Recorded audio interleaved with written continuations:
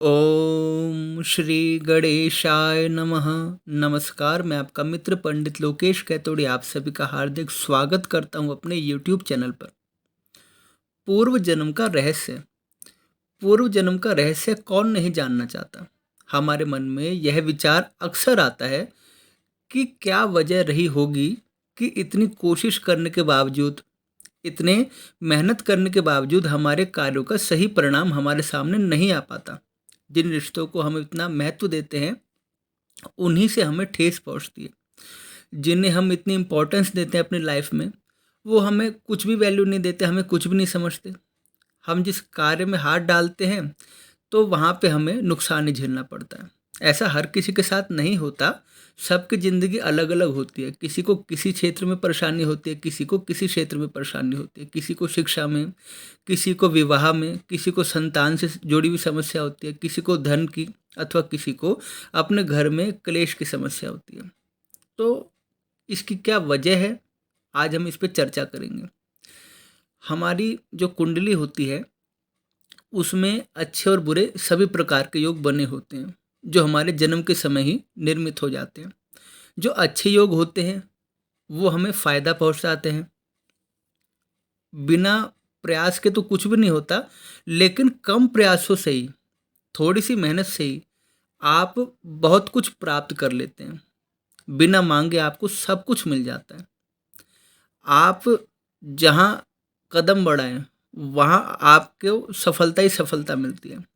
और एक तरफ ऐसी स्थिति भी आती है, दिन रात आप मेहनत कर रहे हैं फिर भी आपके हाथ में कुछ भी नहीं लगता। आप इतनी कोशिश कर रहे हैं फिर भी आपको निराशा झेलनी पड़ती है। तो आखिर ये जो योग निर्मित होते हैं इसका कारण क्या है, इसकी वजह क्या है, तो आज हम इस पर चर्चा करेंगे। बहुत ही इम्पोर्टेंट टॉपिक है। यदि आप गहराई से समझेंगे तो आप जानेंगे कि वास्तव में जो ज्योतिष शास्त्र है वो हमारे जीवन का एक आईना है, जो हमें सच्चाई दिखाता है। ये हमें भटकाता नहीं है बल्कि मार्ग दिखाता है। हमारा पिछला जन्म और हमारा आने वाला जन्म, यह सब भी ज्योतिष शास्त्र हमें बता सकता है। बस उसमें गहराई से उतरने की ज़रूरत है, उसको समझने की ज़रूरत है। तो हम चर्चा करेंगे कि आखिर पिछले जन्म का क्या ऐसा भार है या क्या ऐसी वजह है जो हमें परेशानियां झेलनी पड़ती है, खासकर रिश्तों से जुड़ी हुई, या कुछ हारी बीमारी है हमें, तो इसका पिछले जन्म से क्या कनेक्शन रहा है। तो चलिए वीडियो आरंभ करते हैं। अगर आपने अभी तक हमारे चैनल को सब्सक्राइब नहीं किया है तो कृपया सब्सक्राइब कीजिए और आगे भी इसे शेयर कीजिए। और यदि आपको वीडियो पसंद आती है तो प्लीज़ लाइक कीजिए और अपने कमेंट हमें अवश्य दीजिए, ताकि हमें भी खुशी हो कि हम आपकी सेवा में जो कुछ कर रहे हैं आप उसे पसंद कर रहे हैं। सबसे पहले बात करते हैं सूर्य ग्रह की। देखिए, आपकी जन्म कुंडली में यदि सूर्य ग्रह कमज़ोर है, पीड़ित है और आपको अशुभ फल दे रहा है, तो इसके फलस्वरूप होगा क्या? आपके आत्मविश्वास में कमी आएगी, आपके पराक्रम में कमी आएगी, नेत्रों से जुड़ी हुई समस्या आपको होगी, और ब्लड से जुड़ी हुई हृदय रोग आपको हो सकते हैं, सिर दर्द की समस्या आपको हो सकती है, बहुत जल्दी आप बीमार पड़ सकते हैं, चक्कर आना या धुंधला दिखाई देना या रात को बिल्कुल ना दिखाई देना, आपको ये समस्या हो सकती है। अपने अधिकारियों से आपको बार बार डांट फटकार ही सुनने को मिलेगी, पिता से आपके अच्छे रिश्ते नहीं बनेंगे, और आपका जो जीवन है एक तरह से परेशानियों में घिर जाएगा, क्योंकि आपके अंदर वो ओज, वो ऊर्जा ही नहीं होगी कि आप अपने आप को उस परेशानियों से निकाल सकें। तो इसका पिछले जन्म में क्या संबंध रहा है, इसके बारे में जानते हैं। सूर्य के वर्तमान जीवन में पीड़ित होने का या खराब होने का प्रमुख कारण होता है पिछले जन्म में यदि आपने अपने पिता का सम्मान नहीं किया है, अपने पिता के प्रति अनादर व्यक्त किया है, जो कार्य आपको मिला था उस कार्य को आपने ईमानदारी से नहीं किया है, कहीं ना कहीं आपने अपने पद का दुरुपयोग किया है, आपने अपने पद का गलत तरीके से लाभ उठाया है, भ्रष्टाचार या किसी भी प्रकार के अनैतिक कार्यों से आपने धन अर्जित किया है, आपने व्यर्थ ही किसी पर अपना रौब झाड़ा है, किसी को पीड़ित किया है, और साथ ही साथ आपने धर्म का पालन नहीं किया है। यदि पिछले जन्म में ऐसा आपसे हुआ है तो यह पूरी संभावना बनती है कि वर्तमान जन्म में आपका जो सूर्य है वो कमजोर होगा कुंडली में। देखिए, आप जो कुछ कार्य इस जन्म में कर रहे हैं उस पर आपका अधिकार है, किंतु जो पूर्व जन्मों में आपने कार्य कर लिया उस पर आपका अधिकार खत्म हो गया। उसका या तो आपको फल भोगना पड़ेगा या उसके लिए आपको प्रायश्चित करना पड़ेगा। यदि आप वर्तमान जीवन में एक आदर्श जीवन शैली जी रहे हैं और जो मैंने बातें कही उनसे विपरीत आप एक अच्छे कार्यों में आप अपने जीवन को बिता रहे हैं, तो निसंदेह आप अपने भविष्य को सुधार रहे हैं। किंतु जो आप पिछले जन्म में कर आए हैं उसके लिए या तो आप पश्चाताप करेंगे या उसका आपको फल भोगना पड़ेगा। तो पूर्व जन्म में इन सब गलतियों के कारण वर्तमान में हमारा जो सूर्य ग्रह है वह कमज़ोर हो जाता है। कमज़ोर होना अलग बात है, वह हमें पीड़ा देने लग जाता है। और जब ग्रहों के राजा स्वयं पीड़ा देने पे उतर आएँ तो आपकी रक्षा कौन कर सकता है, आप जानिए। इसलिए सूर्य ग्रह का हमारी कुंडली में मजबूत होना इसलिए आवश्यक है। यदि आपकी कुंडली में सूर्य ग्रह मजबूत है तो आपके ऊपर ईश्वर की बड़ी भारी कृपा है, और यदि ऐसा नहीं है, सूर्य ग्रह आपकी कुंडली में पीड़ित है, तो आपको सूर्य ग्रह से संबंधित उपाय अवश्य करना चाहिए और सूर्य ग्रह को मजबूत करने का प्रयत्न करना चाहिए। साथ ही साथ इस जन्म में वो गलतियां ना दोहराएं जिसके कारण आपका सूर्य वर्तमान जीवन में आपको खराब फल दे रहा है। जो गलतियां मैंने पहले गिना दी उन गलतियों को इस जन्म में ना दोहराएं, उनके लिए पश्चाताप करें, प्रायश्चित करें, और सूर्य ग्रह की जो विधिवत शांति है वो आप करेंगे तो वर्तमान में और भविष्य में भी आपका सूर्य ग्रह आपको सुखद परिणाम देगा। अब बात करते हैं चंद्रमा की। यदि चंद्रमा आपकी कुंडली में पीड़ित है, आपको दुख दे रहा है और किसी भी प्रकार के अंश बल से कमज़ोर है, शत्रु ग्रहों की दृष्टि में है, पाप कर्तृ योग में आ गया है, तो उसका आपको क्या नकारात्मक परिणाम देखने को मिलेगा। चंद्रमा के पीड़ित होने से आपका मन हमेशा अशांत रहेगा। आप मानसिक रूप से इतने दुर्बल हो जाएंगे कि किसी भी कठिन परिस्थिति में आपके हाथ पैर फूलने लग जाएंगे। यदि आपके घर में दूध देने वाले पशु हैं तो उन पशु की सेहत पर भी इसका बुरा प्रभाव पड़ेगा। आपकी माता के स्वास्थ्य पर भी इसका बुरा प्रभाव पड़ेगा। आपकी माता से आपके रिश्ते कभी सुधर ही नहीं सकते, हमेशा कुछ ना कुछ कलह और तकरार होती रहेगी। यहाँ तक कि चंद्रमा यदि बुरी तरह पीड़ित हो जाए तो व्यक्ति पागलपन की एक चरम सीमा तक पहुँच जाता है। डिप्रेशन, अवसाद, तनाव और ना जाने वो कैसे कैसे कार्य करने लग जाते हैं, क्योंकि चंद्रमा के अशुभ होते ही व्यक्ति का कंट्रोल उसके शरीर से उड़ जाता है। जैसे आप गाड़ी चलाते हैं, यदि आप गाड़ी पर कंट्रोल खो देंगे तो गाड़ी का एक्सीडेंट होगा ही होगा।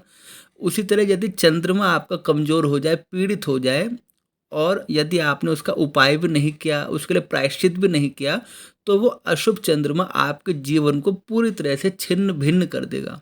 आपका दिमाग ही आपके पास नहीं होगा, आपका मन ही आपका सबसे बड़ा शत्रु बनकर उभरेगा। और इसके साथ ही साथ कहीं ना कहीं आपके भीतर एक नकारात्मकता का भाव रहेगा, नेगेटिव फीलिंग्स आएगी, नेगेटिव वाइब्स आएगी। जहाँ आप रहेंगे वहाँ आप भी परेशान रहेंगे, आपके साथ रहने वाले भी परेशान रहेंगे, आपको कहीं जाने से शांति की प्राप्ति नहीं होगी। तो इसका कारण क्या रहा था कि पिछले जन्म में आपने क्या ऐसी गलती की थी जो इस जन्म में चंद्रमा ने आपको इतनी भयंकर पीड़ा प्रदान की। तो इसका सबसे बड़ा कारण है आपने अपनी माता अथवा माता के समान जो स्त्रियां हैं उनकी सेवा नहीं की, उनका अनादर किया, उनके प्रति अश्रद्धा का भाव व्यक्त किया। साथ ही साथ आपने जल को प्रदूषित किया, आपने जल को दूषित करने का कार्य किया, और आपने जो वनस्पति है उनको भी नुकसान पहुंचाया है। और इसके साथ ही साथ आपकी वाणी इतनी कठोर थी कि आप सबको रुलाने का काम करते थे, आप सबको दुख देने का काम करते थे, सबके हृदय को ठेस पहुंचाने का, पीड़ा पहुंचाने का आप कार्य करते थे। साथ ही साथ आपने कभी तीर्थ यात्रा नहीं की या तीर्थों के जल से अपने शरीर को कभी पवित्र नहीं किया, किसी भी प्रकार से आपने व्रत नहीं किया अथवा जल का आपने कभी दान नहीं किया और भगवान शिव की आपने उपासना नहीं की अथवा आपने वैदिक मार्ग से अलग हटकर गलत कार्य किए, तो ये सब वजह रही थी जो आपका इस जन्म में चंद्रमा इतना पीड़ित हुआ।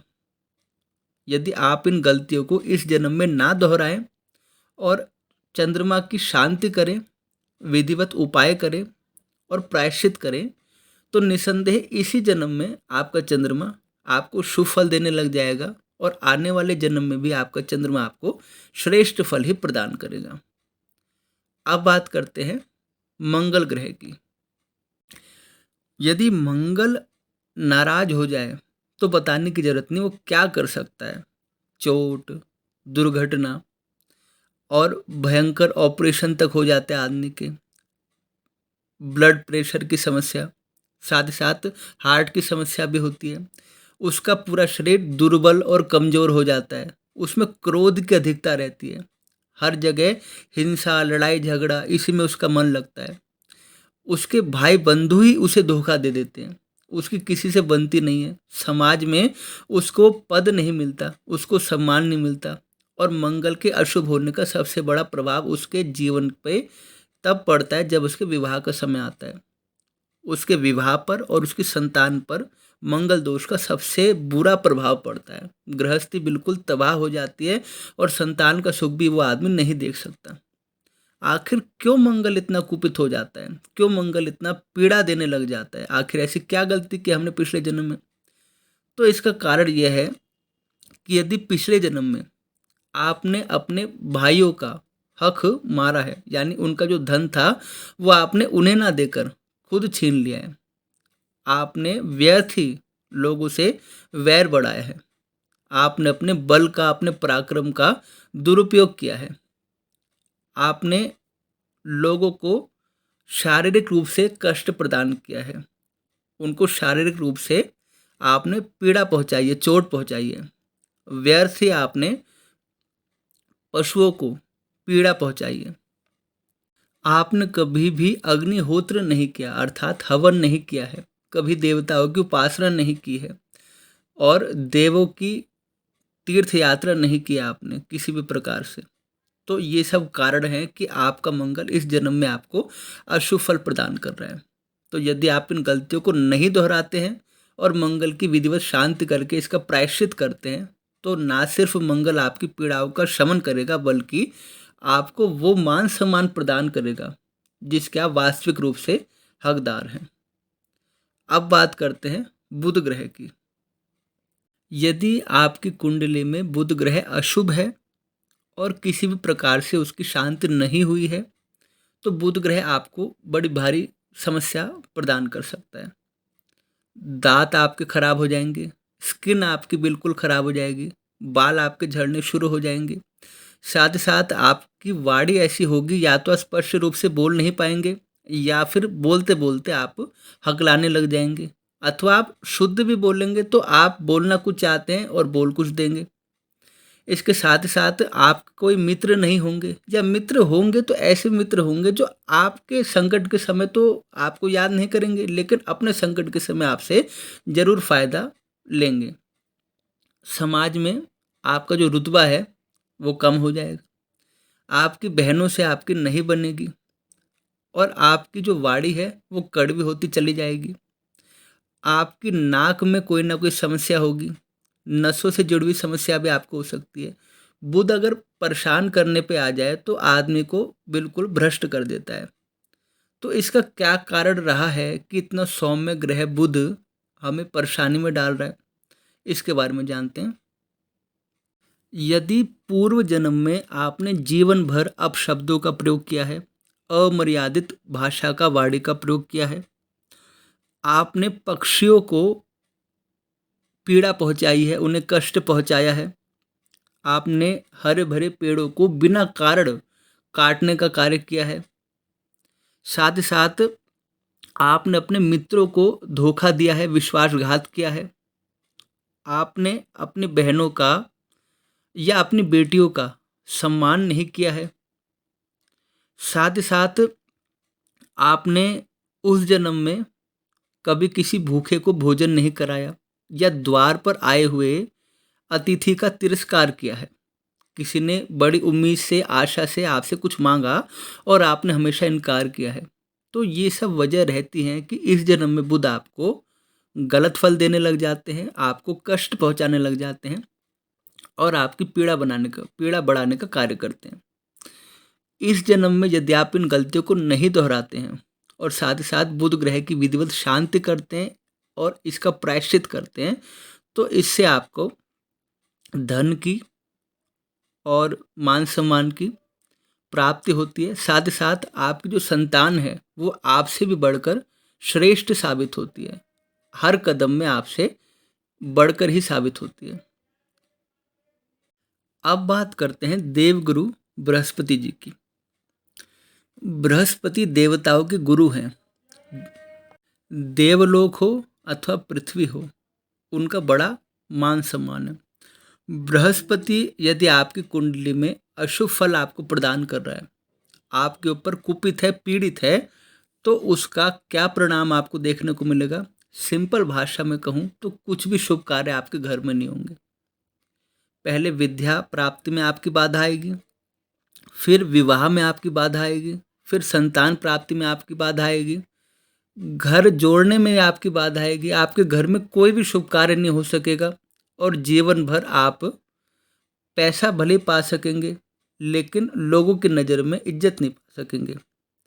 आप उस ज्ञान से वंचित रह जाएंगे और साथ ही साथ आपके भीतर ऐसे भयंकर रोग उभर जाएंगे जो जैसे किडनी की बीमारी है, लीवर की बीमारी है, साथ ही साथ शरीर में जो वेट गेन की समस्या है, शरीर भारी हो जाने की समस्या है, थायराइड की प्रॉब्लम है, ये सारी समस्या आपको घेर लेंगी। और अभी तो बृहस्पति का बहुत प्रभाव है, मैं संक्षिप्त से आपको बता रहा हूँ कि आपको क्या क्या समस्या हो सकती है कुपित होने से बृहस्पति की, और इसका कारण क्या रहा है। इस जन्म में तो आपने कुछ नहीं किया, लेकिन पिछले जन्म की क्या कुछ गलतियां हैं जो आपको ये समस्या भोगनी पड़ रही है। यदि पूर्व जन्म में आपने अपने गुरु का अनादर किया है, अपने गुरु का अपमान किया है, ब्राह्मणों का, संतों का, महात्माओं का, साधुओं का आपने तिरस्कार किया है, व्रत रखा लेकिन बीच में ही व्रत को भंग कर दिया, कोई संकल्प लिया लेकिन बीच में ही उस संकल्प को छोड़ दिया आपने गुरु के समक्ष प्रतिज्ञा की कि इस बात को मैं करूँगा या करूँगी, लेकिन उनका अनादर करते रहे, उनका तिरस्कार करते रहे और उस वचन को नहीं निभाया, उस बात को नहीं पूरा किया। कभी आपने देवालय में दान नहीं दिया, कभी आपने भगवान के निमित्त कोई घर में ना पूजा करवाई, ना पाठ करवाया, ना आपने पितरों की शांति कराई, क्योंकि पितृदोष भी तो बृहस्पति से ही संबंधित है। आपने अपने पूर्वजों के बताए हुए मार्ग पे नहीं चले आप, साथ ही साथ आपने अपने पूर्वजों की जो प्रतिष्ठा थी उसको खराब करने का कार्य किया। ना पितृ पूजा, ना देव पूजा, ना किसी भी प्रकार से कभी आपने भोजन का प्रबंध किया अतिथि के लिए। आपने उस जन्म में योग, ध्यान अथवा तपस्या का आश्रय नहीं लिया। आपका जीवन बस ऐसा रहा कि कमाओ खाओ, कमाओ खाओ।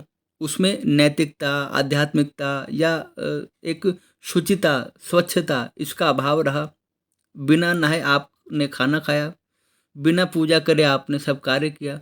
तो ये सब पूर्व जन्म के जो दोष हैं इस जन्म में आपको लागू होते हैं। और विशेष रूप से स्त्रियों की कुंडली की बात करें तो स्त्रियों ने पूर्व जन्म में अपने पति को अपशब्द कहे, अपने पति को दुख पहुंचाया, अपने पति का अनादर किया, उन्हें कष्ट दिया, तो उसके फलस्वरूप इस जन्म में उनका बृहस्पति ऐसा कुपित हो जाता है कि विवाह की सही उम्र निकल जाने के बावजूद भी उनके लिए रिश्ते नहीं आते। रिश्ते आते हैं तो बात नहीं बनती, बात बन भी जाती है तो उनका विवाह टूट जाता है, उनका जो विवाह है वो सुखी नहीं रह पाता। साथ ही साथ संतान प्राप्ति में समस्या आती है और इस जन्म में उनको लीवर से जुड़ी हुई समस्या भी भोगनी पड़ती है। तो ये पूर्व जन्म की जो गलतियां हैं इस जन्म में आप नहीं दोहराएं, नहीं तो आपका जो अगला जन्म है वो भी इसी प्रकार परेशान रहेगा। बृहस्पति की विधिवत उपासना करके, बृहस्पति की शांति करके, प्रायश्चित करके। देखिए, रोग जितना बड़ा होता है उसकी दवाई उसी हिसाब से लेनी पड़ती है। थोड़ा सा दोष है, थोड़ी सी शांति होगी, और दोष गहरा है तो उसकी उसी प्रकार से शांति होती है। तो इस प्रकार आप अपने बृहस्पति को मजबूत नहीं करेंगे तो ये जन्म तो आपका खराब हो गया, आने वाला जो जन्म है वो भी आपका सुखी नहीं बीतने वाला। अब बात करते हैं शुक्र ग्रह की। शुक्र ग्रह के खराब होने का सबसे बड़ा कुप्रभाव यह पड़ता है कि आपकी जिंदगी से सारी खुशियां चली जाती हैं, सारे सुख साधन के जो सामान है आपसे दूर हो जाते हैं।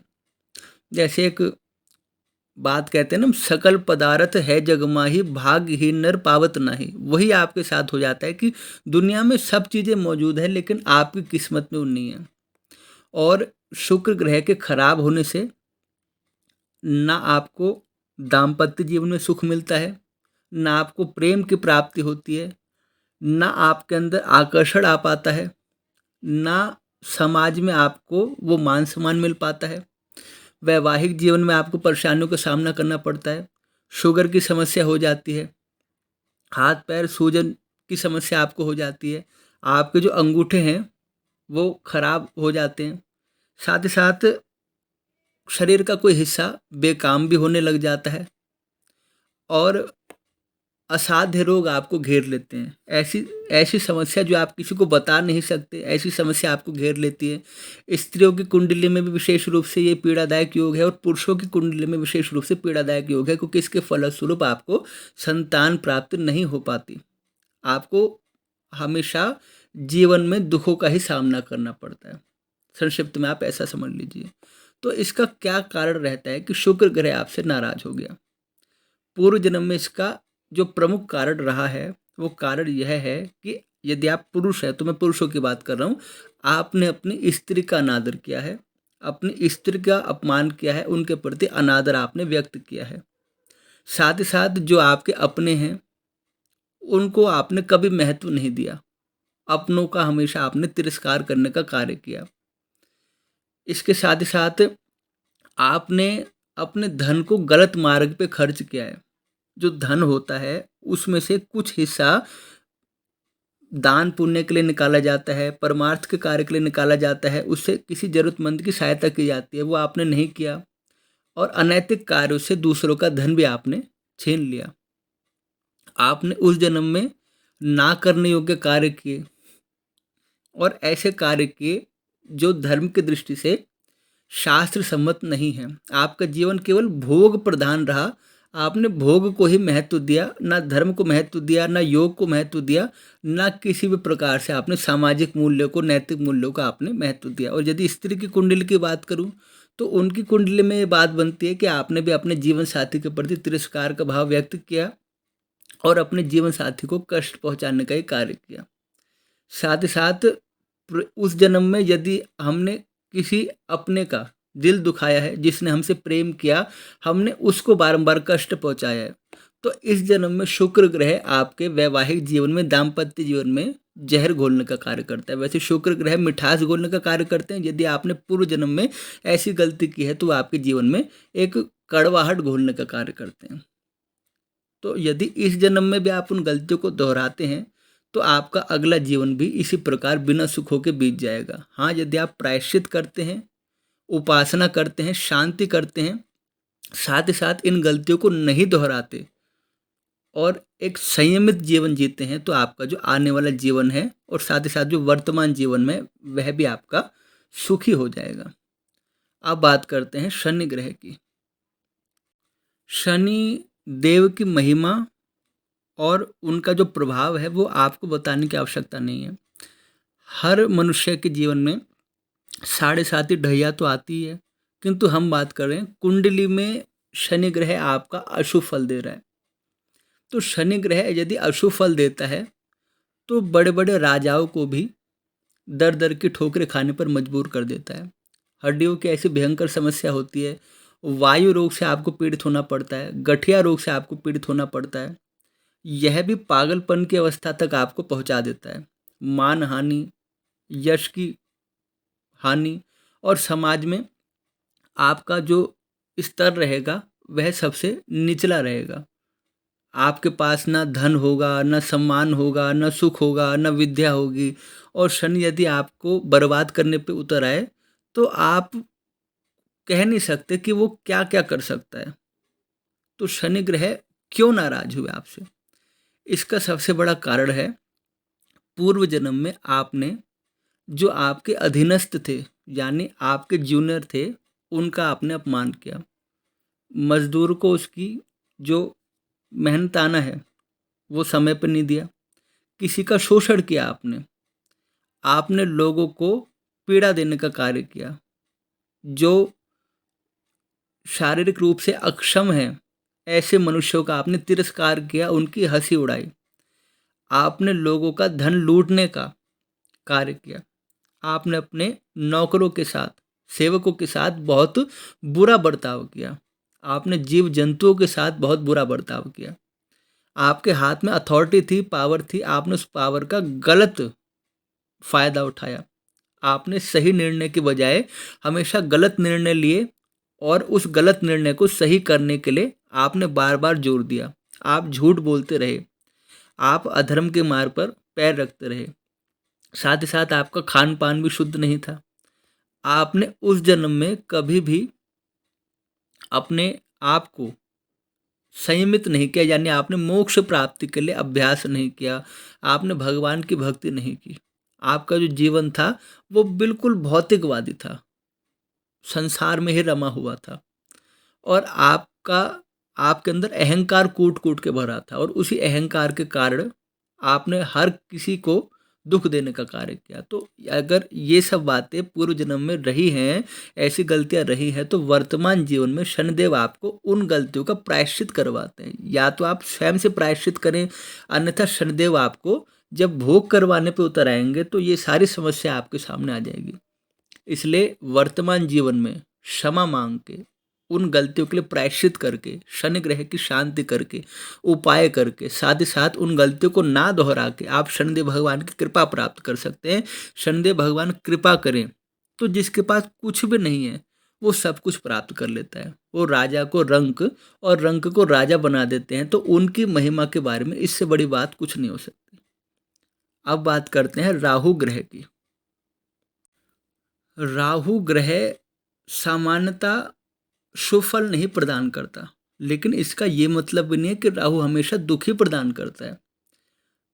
बलवान होने पर, मजबूत होने पर राहु आपको एकदम से शॉर्टकट वे में सफलता की ओर बढ़ा देता है, और आपको धन प्रदान करने की शक्ति राहु से बढ़कर किसी ग्रह में नहीं है।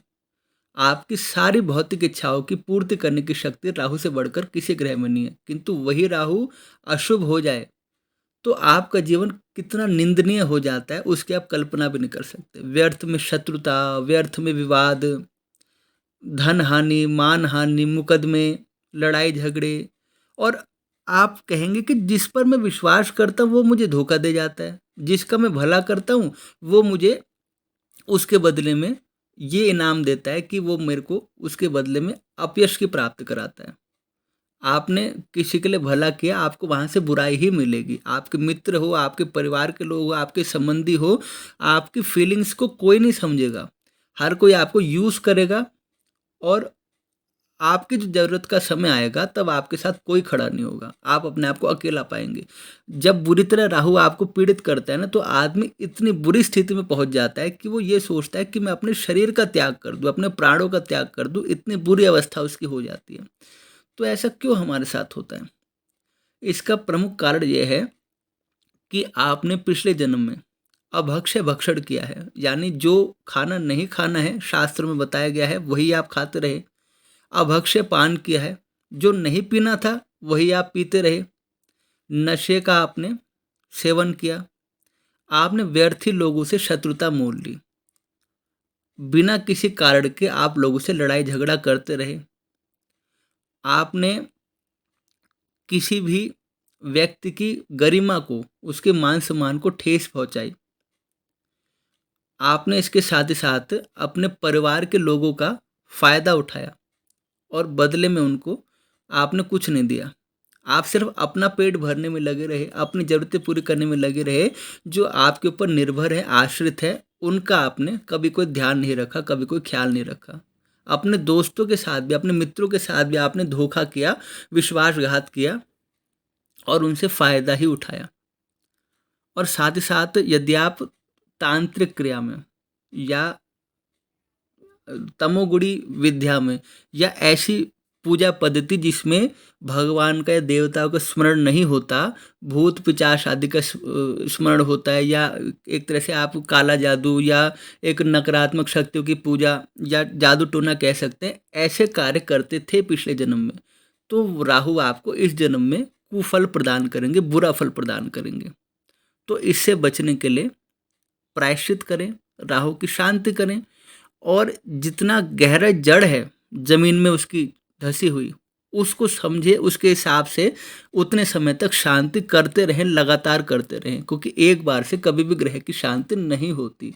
ग्रह धीरे धीरे शांत होता है, बुरे फल समाप्त करता है, आपके प्रति अनुकूल होता है, फिर आपको शुभ फल देने लग जाता है, फिर आपकी कुंडली में मजबूत बनता है। तो चरण वाइज सब काम होते हैं, इसके लिए आपको बहुत मेहनत करनी पड़ेगी। साथ ही साथ जिन गलतियों को पिछले जन्म में आपने कर दिया, उन गलतियों का आप इस जन्म में ना दोहराएं।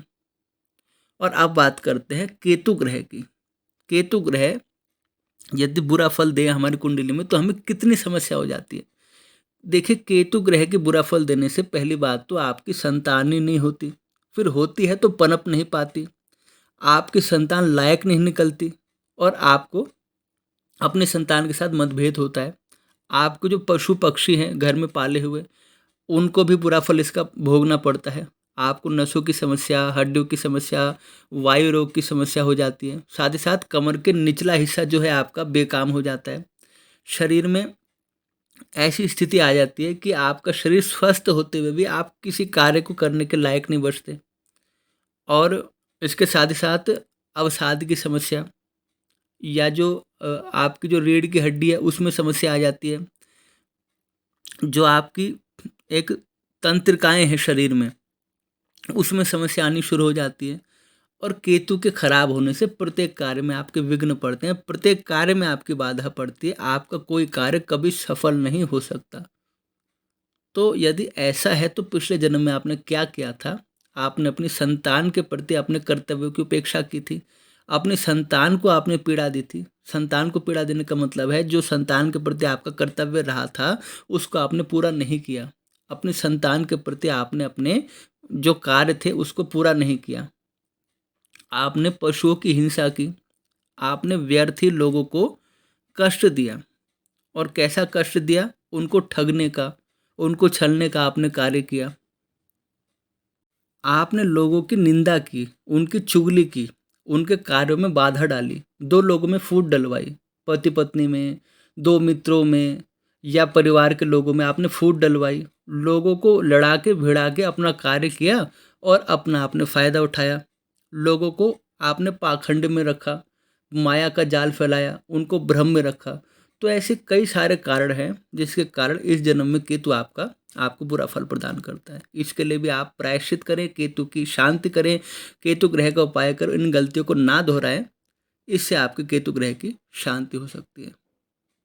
देखिए, यहाँ पे मैं बात क्लियर कर देना चाहता हूँ कि ऐसा ज़रूरी नहीं है कि आपको इस जन्म में कोई समस्या भोगनी पड़ रही है या आपकी कुंडली में ग्रह खराब हैं तो जरूरी रूप से आप पिछले जन्म में बुरे व्यक्ति रहे होंगे।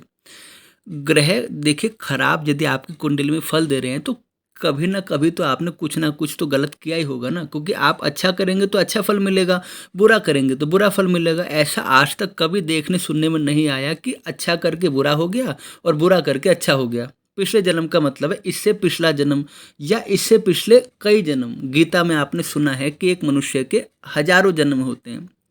तो जरूरी नहीं है कि इससे पिछले जन्म की बात हो रही है, हो सकता है बहुत पुराने जन्मों की भी बात हो सकती है। भगवान जानता है किस कार्य का आपको किस जन्म में कैसा फल देना है। कहीं ना कहीं गलती तो होती है, उसका ही हमें फल भोगना पड़ता है।